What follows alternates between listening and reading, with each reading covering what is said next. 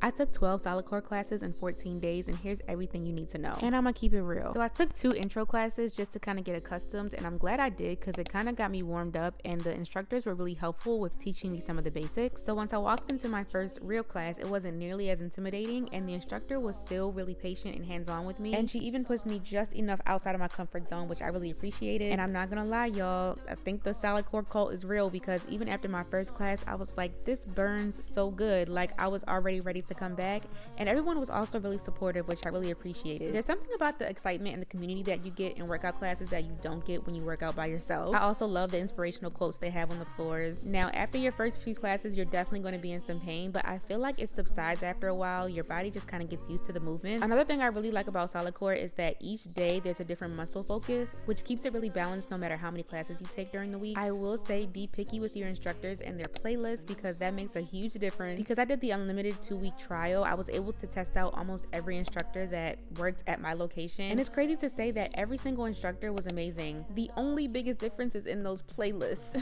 because I really did find myself doing better when I had music that I enjoyed, you know? So you just have to use your discernment when it comes to booking classes in that way. I personally feel like the class moves at a pretty decent pace. The intro class, of course, helped me a lot, but just like any class, the more you hear the same cues, you kind of get used to it and you know what to do. There aren't different levels in solidcore, but you do have different spring changes depending on how many classes you take.